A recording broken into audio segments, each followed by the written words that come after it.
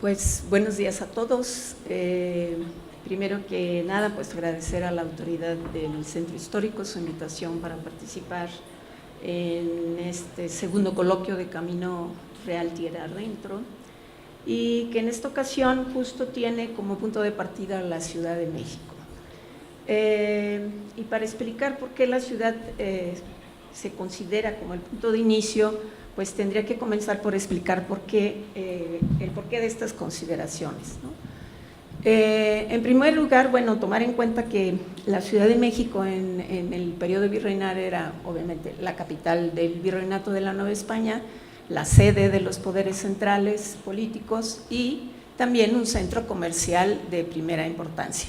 Entonces, esta centralización en todos sentidos hacía que la Ciudad de México, pues hacia la Ciudad de México se encaminaran todas las rutas pues, que venían de los puertos, y a partir de aquí se distribuía hacia el norte, es decir, era paso obligado viniendo de los puertos, se llegaba a la Ciudad de México y de ahí se distribuían los bastimentos, ¿no?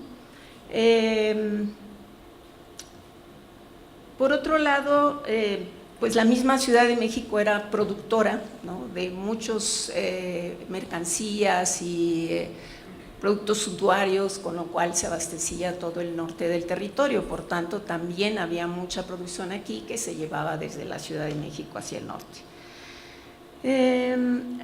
Pero bueno, lo que interesa explicar un poco, o me interesa explicarles en esta ocasión, es cómo se hacía este trajín de mercancías dentro de la ciudad y por qué surgió este resguardo del que hablamos. Y todo tiene su explicación en que desde el momento de la conquista se pagaban varios impuestos, ¿no?, que el rey impuso a sus súbditos en las Indias, en todas sus colonias pues, del imperio, pero voy a hablar específicamente de las Indias y en especial del territorio de la Nueva España. Y entre ellas estaba la alcabala, que era un impuesto que se pagaba sobre el precio pues, de los productos, el precio mercantil de los productos, y que durante esta época se llegó a pagar en todo el periodo colonial entre un 2 y un 6%.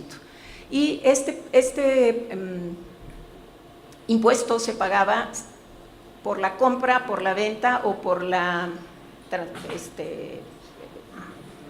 pues sí, el trato pues directos, nada de compraventa, sino una permuta, vamos, se pagaba también de bienes muebles e inmuebles, las dos cosas, ¿sí? ¿Cómo se hacía entonces el pago en un inicio? Pues la gente que vendía en la ciudad, que entraba a la ciudad a vender sus productos o que lo producía aquí mismo, estaba obligado de ir a la aduana a pagar este impuesto, o bien los receptores, colectores de los impuestos pasaban a recogerlo, ¿no? Como es de pensarse, pues mucha gente evadía este impuesto porque no iban a pagar esta alcabala a la aduana de manera voluntaria. Hacia 1647, bueno, les voy a primero decir, ¿quién cobraba esta alcabala? Pues directamente la corona a través de la Real Hacienda, ¿sí?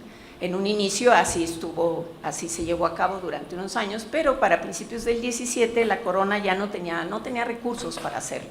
¿Y qué hizo? Entonces concesionó este recurso a organismos. Primero fue el Ayuntamiento de la Ciudad de México, que se encargó de cobrar este impuesto, y después fue el Consulado de Comerciantes de la Ciudad de México, el grupo de comerciantes muy poderoso que se encargaba de llevar y traer los productos, los grandes cargamentos que venían desde España hacia la Ciudad de México, hasta estos territorios de América, y este grupo se hizo cargo de esta concesión a partir de 1647. ¿Qué pasaba con esta concesión? Se le llamaba cabezones o encabezamientos, es decir, un contrato que hacía este organismo con la corona y determinaban que ellos le darían a la corona una cantidad determinada a cambio de ¿qué? De que ellos cobraban el impuesto, administraban estas alcabalas y al rey le daban una suma determinada, ¿no? Entonces, en 1647 el consulado idea o planea pues que este procedimiento cambiara y así se deja registro en estos contratos, en el sentido de que esta alcabala se pagara a la entrada a la ciudad, no, o sea, antes de ser vendido o comprado o permutado el producto, es decir, se iba a pagar por anticipado. Y que se vendiera o no se vendiera el producto, se tenía que pagar la alcabala a la entrada a la ciudad. Es una manera de asegurar pues el pago de este impuesto, ¿no? Y aquí es donde surge el resguardo, es el sentido que tiene el resguardo. Mucho se había dicho sobre las garitas, la aduana y demás. Las garitas sobre todo se creía que existían desde siempre en la ciudad, ¿no? Cuando yo empecé a hacer esta investigación, empecé a ver que no había rastros de garitas durante todo el siglo XVI, ¿no? Y que en realidad el sentido de las garitas fue que a la entrada de la ciudad empezaron primero a designar gente que estuviera echando ojo al cuidado de que no se metieran cargas sin pagar este impuesto, o los jalaban y los acompañaban a la aduana para que pagaran, en fin, ¿no? Entonces, vieron la necesidad de apostar pues guardias o personal que dependía de este consulado para que asegurar ese cobro del impuesto, ¿no? Y con el tiempo lo que hicieron fue pues no rentar cuartos por ahí cerca, sino construir un edificio exprofeso. ¿Para qué? Para que se llevara allí a la entrada de la ciudad el registro de los productos, se cobrara el impuesto y además vivieran ahí los guardas que hacían este trabajo, ¿sí? Y así fue como surgieron las garitas alrededor de la Ciudad de México. Aquí lo que están viendo es un plano muy interesante de 1778, en donde precisamente se marca la Ciudad de México, que era del 18, la extensión que tenía. Aquí ven la Alameda. Los planos antiguos históricos generalmente se orientan oriente-poniente, no norte-sur como nosotros lo usamos. Entonces, aquí está el norte, este sería Tlatelolco, aquí es la Plaza Mayor y esta es la Alameda, para que se orienten. Entonces, este es el trazo de la ciudad de esa época. Esta marca que ven aquí es porque vamos a hablar de eso, como se hizo una zanja, se construyó una zanja de garita a garita, de manera que se hizo un circuito, ¿no? De garita a garita, que serían como 1,5 kilómetros más o menos se calcula. Ellos acuérdense que lo medían por varas, la vara equivale a 0.80 centímetros de metro, pues, ¿no? Entonces, y la circunferencia de toda esta zanja de resguardo que se conocía, pues medía unos 20 kilómetros, unas 22,000 varas, ¿no? Bueno, incluso aquí ven también una figura acá abajo, ahorita voy a hacer referencia, esta es la garita de Belén y sus entradas, ¿no? Pero bueno, el que sigue. A lo largo de la investigación pude reconstruir o sea, no se tiene información de estas garitas, a pesar de que la lógica marca que a partir de esta segunda mitad del 17 se empiezan a construir las garitas. La primera documentación que tenemos en el archivo es de principios del siglo XVIII, en donde ya aparecen mencionadas estas 13 garitas bajas que ellos le llamaban, porque estaban pegadas a la ciudad, en el alrededor de la ciudad. Había otras 5 que estaban mucho más alejadas, a unas leguas, ¿no?, de la ciudad, que les llamaban garitas altas, ¿sí? Bueno, estos puestos aduanales los reconstruí de esta manera, haciendo un pequeño alzado de cada una de ellas, a partir de la descripción que me hacen los documentos y a partir de 2 o 3 imágenes que les traigo que localicé en el Museo Nacional de Historia. ¿Qué les planteo aquí? Bueno, las 13 garitas les voy a mencionar cuáles eran. Esta es al norte, aquí sí lo orienté hacia el norte, es la calzada de Guadalupe y la calzada de los Ministerios actual. Entonces era calzada de Guadalupe y calzada nueva de Guadalupe, que se construyó en el 18. Esta es la garita de Peralvillo.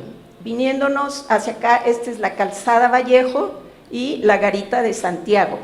Esta es el camino que iba a Azcapotzalco, que ahora es Nonualco. Esta es la garita de Nonualco, desde entonces así se llamaba. La garita de San Cosme, sobre Ribera de San Cosme, la garita del Calvario, que era la calzada que iba a dar a la Alameda, que entraba por el poniente, la garita de Belén, que estaba justo donde entroncaba Bucareli, ¿sí? El paseo de Bucareli, con la calzada de Chapultepec. Ahí estaba la garita de Belén. La garita de La Piedad, sobre la calzada del mismo nombre, la garita de San Antonio Abad, ¿sí? Que ahora es Tlalpan esta, y la garita de La Candelaria, la garita de La Viga. Esta es importante porque era la única entrada a la ciudad por agua y era la única garita que estaba sobre la acequia real y que ahí registraba los productos. La garita de Coyuya y la garita de San Lázaro en el poniente, que era el camino por donde hacia se iba a Puebla, etcétera, y la garita de Tepito era la última, hacia Ecatepec, que daba el camino que llegaba hacia Ecatepec. Estas son las 13 garitas que ya existen para principios del 18. La que sigue. Lo que les quería enseñar era, bueno, aquí a la derecha nomás les quiero decir que todo se reconstruyó a partir de fuentes que vienen pues tanto cartográficos, que ahorita les hablo un poco de esta cartografía, como de descripciones de fuentes documentales pues de la época. Este plano se los enseño porque es de 1750 y ahorita les voy a enseñar los detalles, cómo ya se representan en estos planos de mediados del 18 las garitas. Aquí está la garita de Peralvillo, la de San Lázaro y la de Belén, que ahorita les voy a enseñar la siguiente. Saqué el detalle para que vieran un poco cómo se les representa a las garitas. Como en el pórtico de la construcción era donde se hacía la revisión de los bultos y demás que todo el mundo presentaba al pasar, el pórtico de estas construcciones se hizo como el elemento, se convirtió en el elemento característico de estas construcciones, y si ven, todas son representadas de alguna forma con arcadas o con ciertos pórticos. Estas son columnas, por ejemplo, esta es la garita de Belén, la calzada de Chapultepec, esta es la de Guadalupe, es decir, la de Peralvillo, y esta es la de San Lázaro. Y si se fijan, tiene dibujadas unas trancas, ¿sí? ¿Por qué? Porque cuando surge este resguardo, ¿sí? Y se construye la zanja alrededor de la ciudad se cerraba, se cercaba, o sea, a las 6 de la mañana se abría y se cerraba a las 6 de la noche. Se cerraba para el paso de productos, no quiere decir que los peatones o los pobladores no pudieran pasar, sino era para el registro de los productos, no era un control de población, era un control de productos, ¿sí? Y entonces, por eso se cerraba con trancas en la noche. Vamos a ver cómo con el tiempo van a construir puertas muy elegantes en la ciudad para dar paso, pero en esta época todavía mediados, todavía fines, y algunas garitas nunca jamás tuvieron puerta, siempre funcionaron con trancas que se cerraban y se abrían en la noche. Entonces los mismos gariteros, pues los encargados de las garitas, abrían y cerraban estas trancas. Nos vamos a la que sigue. Bueno, aquí les enseño dos imágenes de las pocas que tenemos de las garitas. Estos son unas acuarelas anónimas que se las resguarda el Museo Nacional de Historia, el Castillo de Chapultepec, en donde vemos a la garita de Belén arriba y a la garita de La Viga acá abajo. Estas acuarelas son de principios del siglo XIX, o sea que nos da una idea perfecta de lo que eran estas construcciones. A ver, el uso de estas construcciones tenía varias funciones, las garitas, como les dije. Al frente, en los pórticos, era donde se revisaban los productos, y adentro enseguida venía el despacho o la oficina, donde los guardas o empleados de este sistema tomaban nota en unos libros de las entradas de los productos y de cuánto se cobraba, ¿sí? Entonces, estos libros semanalmente se presentaban en la aduana para entregar las cuentas y los registros. Estos libros de hecho existen en el AGN, están en el Archivo Histórico de Hacienda, allí hay muchos de los libros de garitas, no quiero decirles que todos, pero quienes se han dedicado, por ejemplo, al estudio económico, al abasto de la ciudad y demás, pues ahí puede uno encontrar todos los productos que entraban. Por ejemplo, este impuesto, quiero hacer la aclaración, pues va muy dirigido al comercio, al menudeo, es decir, a la gente que llegaba con sus productos y quería entrar a la ciudad a venderlos. En caso de que no trajera dinero, pues de hecho dejaba prendas, ¿no? Cosas a cambio de que cuando lo vendiera recuperaba su prenda. Muchas prendas se quedaban allí y de hecho periódicamente todas esas prendas se llevaban a la aduana y se hacía un remate en la puerta de la aduana y se vendían esas cosas, ¿no? Pero ese era el trámite que tenían que hacer y era, les digo, en general era para productos al menudeo que entraban a la ciudad. ¿Qué pasaba con los productos o los grandes cargamentos? ¿No? Bueno, primero para decirles que bueno, la garita, a diferencia, por ejemplo, la garita de la viga, generalmente lo que va a recibir o lo que va a dejar pasar, pues esa es la acequia real, es decir, la acequia que viene de Chalco, de Mexicalcingo, todo eso, entonces llega con hortalizas, sobre todo, flores, etcétera, y eso es lo que pasa por la viga principalmente. Ahorita les menciono en otro de los planos, que no se los mencioné, cuáles eran las principales garitas y qué entraba por ellas más o menos, ¿no? Pero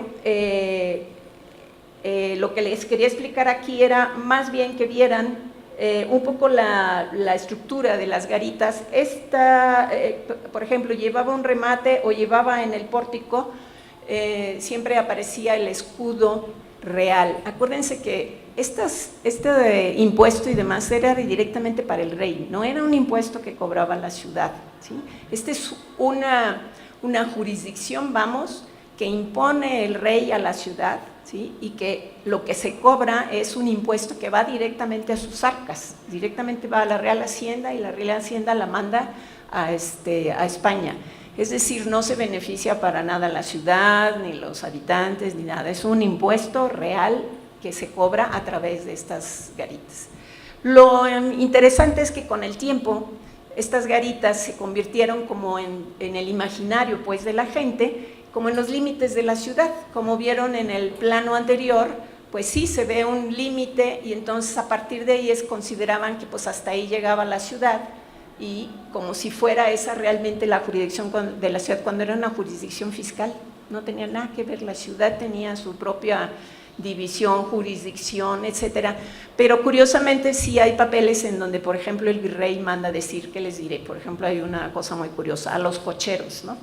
Que cuando uno tomaba el coche, como el taxi, ¿no? Para salir, si era de garitas a afuera, que le decían ellos, pues cobraban más, ¿no? Porque era fuera de la ciudad, y en realidad no era fuera de la ciudad, estaban dentro de la ciudad, en el límite de la ciudad, pero entonces sí se imaginó a esta ciudad, o sea, se vivió una ciudad cerrada. Imagínense la zanja, las garitas, tuvieron que construir puentes sobre para el paso de las calzadas de cada uno de los caminos. Quiere decir que la gente tenía que ir hasta cualquiera de estas calzadas o caminos para cruzar la zanja y poder entrar.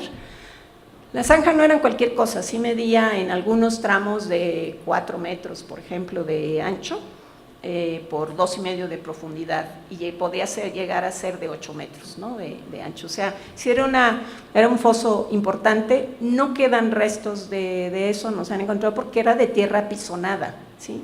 De tierra apisonada nada más, la mantenían, ¿no? De manera que a veces había vegetales, plantas pues sembradas en la parte de los bordes para que no se deslavara, pero era una zanja que se mantenía siempre. Había la hacienda pagaba por la limpia de la zanja, y ahí era bastante mezquina porque dividía ese mantenimiento entre los particulares que colindaban con donde pasaba la zanja, o el ayuntamiento de la ciudad, que también le pedía que cooperara, porque finalmente el paseo no sé qué era para toda la población y todos lo disfrutaban, entonces pues que limpiara, ¿no? La zanja. Y siempre se fue el pleito, vamos a decirlo así, entre el ayuntamiento y la Real Hacienda. La Real Hacienda no quería pagar para nada y le quería pedir a la ciudad que ella asumiera esto, cuando pues, no era su capacidad. Ahora bien,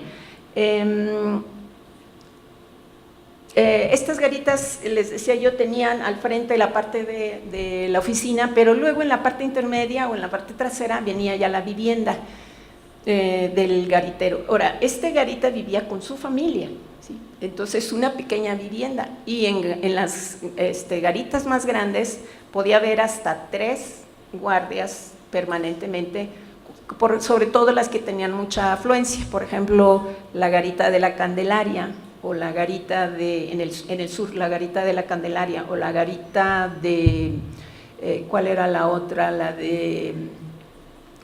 La del norte, por ejemplo, la de Peralvillo, eran de las más grandes y donde tenían a tres guardas generalmente apostados allí que vivían con sus familias, y por lo tanto también había un corral atrás donde tenían sus animales y donde había siempre un caballo. Ellos decían porque había toda una instrucción para indicarles a los guardas qué tenían que hacer.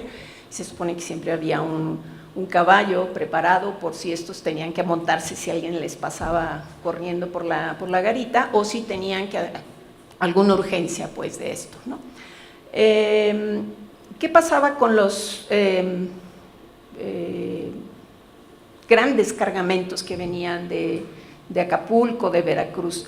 Esos cargamentos venían en recuas, los cargaban recuas, es decir, un conjunto de animales que llevaban toda la carga, y esos productos venían guiados, que se llamaba, es decir, ya venían con una guía desde el inicio del trayecto, desde el puerto, se hacía una lista de los productos que iban a llegar a la ciudad, y pasaban por la garita y los acompañaban al edificio de la aduana. En el edificio de la aduana era donde descargaban todos los productos, tasaban, ¿no?, el impuesto que le tocaba, y ya acordaban estos grandes comerciantes con Hacienda cuánto era su adeudo y cómo le pagaban, porque no le pagaban inmediatamente ni en una sola exhibición ni nada, tenían facilidades de pago, ¿no? Pero esos grandes cargamentos en realidad pues pasaban por la garita de Largo, y realmente donde se presentaban era en la aduana. Ahora bien, en la aduana, la que sigue. Bueno, estas son otras imágenes que les traje para que vieran el paso, por ejemplo, de la garita vista de otro lado, y por donde era la acequia real, por donde venían los productos que les estaba comentando. Y abajo lo que ven es igualmente la acequia real y ahorita lo vamos a ver en el plano, el paseo de Revillagigedo, que se construyó en los años 90 en la Ciudad de México, paralelo a esta acequia real, que ahora es la calzada de la Viga. La que sigue. Bueno, aquí como ven es el edificio de la aduana. Y en la aduana, bueno, era el centro, ¿no?, donde ya les platiqué como en un inicio. De hecho todos tenían que ir a la aduana pues a depositar su impuesto, cosa que no hacían. Cuando se crea el resguardo sigue siendo el centro, ¿no? Allí, ¿quiénes están allí? Pues los funcionarios de la Real Aduana, ¿no? Ahí están las oficinas de tesorería, de cobro, de contaduría, muchos de los receptores que llegan allí, pero también están las viviendas, por ejemplo, de los funcionarios reales de mayor jerarquía, el superintendente de la aduana, cosas así, vivían en los mismos edificios. Eso solía pasar en las grandes empresas reales, como las fábricas reales y todo esto, la Casa de Moneda, la fábrica de tabaco, vivían allí mismo los de mayor rango, ¿no? Y en este lugar es donde se recibían lo que les decía, los cobros, los cuadernos, esto. Ahora, la aduana no siempre estuvo aquí en la Plaza de Santo Domingo, donde siempre la visualizamos. Antes estuvo en lo que es ahora 5 de febrero durante mucho tiempo. De hecho, se le llamaba a esa calle de la Aduana Vieja una vez que se pasó para acá, para Santo Domingo, y en realidad a Santo Domingo se pasó por los años 30 del siglo XVIII. Hasta entonces se rentó primero un edificio a un marqués, y posteriormente se hizo la compra del edificio para que se arreglara ya exprofeso para la aduana, ¿no? De aquí, cuando los grandes productos ya se hacía el cálculo y se tasaban y demás, ya se distribuían una vez que se arreglaban en el impuesto. Muchos de los productos se quedaban aquí en la Ciudad de México en los grandes almacenes. De hecho, a estos grandes comerciantes que hacían estas transacciones se les llamaban almaceneros, ¿no? Porque ellos guardaban todo esto en los grandes almacenes o se vendían en el mercado del Parián, o aquí emprendían justo el camino a tierra adentro y salían por la calzada Vallejo a llevar todos estos productos para abastecer la zona del norte hacia las zonas de las mineras, ¿no? A llevar estos productos que venían muchos suntuarios que ya estaban encargados, de hecho, y se llevaban hacia el norte, no solamente a minas, a haciendas, a toda esta población de las ciudades españolas hacia el septentrión, como le decían ellos, y a partir de aquí seguían ese camino, ¿no? Yo creo que pasamos a la que sigue. Este es un plano ya digital, vamos, que yo tracé. Lo que ven, no se alcanza a ver desgraciadamente porque es muy pequeña la imagen, pero abajo está la trama de la actual Ciudad de México y arriba se dibujó lo que sería la Ciudad de México del 18, es decir, ahí se ve exactamente cuál era la extensión de la ciudad. Aquí sí está orientada al norte, aquí ven Tlatelolco, la Plaza Mayor, ¿sí? La aduana aquí en Santo Domingo y las diferentes garitas que se las marqué junto con los caminos de acceso a la ciudad, ¿sí? Hacia el norte, por aquí salían a Vallejo, lo que les decía era La Candelaria, Belén, San Antonio Abad eran, sobre todo Candelaria y San Antonio Abad eran las principales garitas por donde entraban todos los productos que venían de los puertos, por ahí llegaba todo, ¿no? Y se hacía la transacción comercial que estamos hablando y salían por este lado, por el norte. Otra garita que era muy importante, esta de Peralvillo, era porque junto con la alcabala, durante el siglo XVII se empezó a cobrar un impuesto al pulque. Este impuesto al pulque, en principio, se cobraban nada más en los lugares de origen del pulque, en las pequeñas poblaciones, pero de un tiempo para acá, el siglo XVII, mediados más o menos, la corona, pues tenía un doble discurso frente al pulque. Por un lado lo demonizaba mucho por lo que significaba, bebida alcohólica, la gente bebía mucho, era terrible, pero por el otro lado, pues empezó a ver que había grandes ganancias ahí por la cantidad de pulque que se consumía, entonces empezó a cobrar un impuesto al inicio, y de ese impuesto le daba una pequeña cantidad a la ciudad para que con ese dinero mantuviera los acueductos en buen estado, ¿no? Y otra parte se quedaba la corona con esto. ¿Qué hizo la corona al principio? Lo concesionó igual, este cobro lo hacía igual el consulado de comerciantes y demás, y después ya lo empezó a cobrar también, bueno, ahorita les explico, pero en esta garita, en la garita de Peralvillo, por el norte, es por donde entraban las grandes cargas de pulque y que se distribuía a todas las pulquerías de la ciudad, que era un negocio redondo, porque los hacendados, dueños de las plantaciones, ¿no? de los magueyes y demás, y los productores de pulque en esos lugares eran los dueños de las pulquerías en la ciudad, ¿no? Entonces era negocio redondito. En esa época, o sea, la gran época del pulque pues fue ya siglo XIX, muy avanzado. ¿Por qué? Pues porque acuérdense que la bebida del pulque es no dura mucho tiempo en buen estado, o sea, se echa a perder. Entonces en esta época pues lo traían en carros, ¿no? de mulas, de caballos, etcétera. Cuando entra el ferrocarril fue el boom, porque entonces podían traer el pulque rapidísimo, ¿no? Y entraba a la ciudad de volada. Entonces, pero en esta época ya había una industria, podríamos decirle, pulquera, y entraban grandes cantidades por esta garita de Peralvillo. De hecho tenía 2 edificios, en un lado era para las mercancías, productos comunes que estamos hablando, y por el otro el pulque, ¿no? Que era romaneado, como decían ellos, o pesado, porque era con la romana y entonces por la carga cobraban una determinada suma, y entonces entraban tantas cargas, se cobraba tanto, ¿no? Y entraba por allí. No quiere decir que por otros lados no entrara pulque, pues sí, en pequeñas cantidades y demás, pero los grandes cargamentos entraban por el norte, ¿no? Por Peralvillo, por eso era famosa esa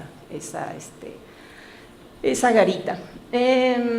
Ahora, ¿qué es lo que pasa? Que a mediados del siglo XVIII, con la entrada de las reformas borbónicas, no sé si han oído hablar de eso, pero los Borbones impusieron una serie de reformas económicas y políticas con el sentido de que el rey ganara pues hegemonía en todos sentidos político. Habían perdido un poco el poder en las colonias porque se había delegado mucho en funcionarios locales, ¿no?, criollos y demás. Entonces emprenden unas reformas políticas para sustituir estos puestos por españoles, en fin, toda una política que no me voy a extender en eso, pero en el caso del asunto fiscal fue muy importante porque fue de las primeras reformas que imponen en las colonias.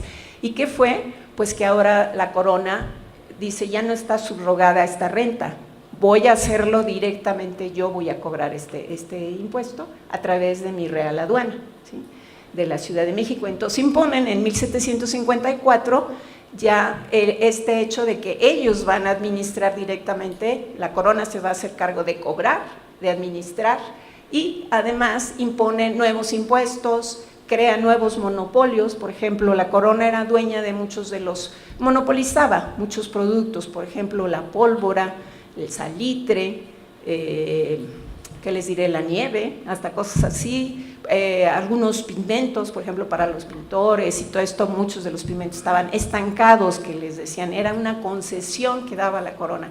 Y uno de los más importantes que surgen en este momento, un poquito después, en los años 60, es el tabaco. El tabaco, lo que pasaba es que había pequeñas cigarrerías por todos lados de la ciudad y eran pequeños talleres familiares donde la gente compraba el tabaco, lo liaba, bueno, lo limpiaba, lo preparaba, liaba los cigarros y ahí vendían los cigarros en las cigarrerías que había por toda la ciudad. ¿Qué es lo que hace la corona en este momento? Lo monopoliza y desde ese momento se prohíbe el cultivo ya en manos de, o sea, todo lo que se produzca desde la producción hasta la elaboración de los cigarros lo monopoliza la corona, es decir, compra esa producción, crea una fábrica en la Ciudad de México para hacer el tabaco, pues, los cigarrillos, los puros, y contrata gente que trabaje allí. Fue todo un fenómeno la fábrica de tabaco, porque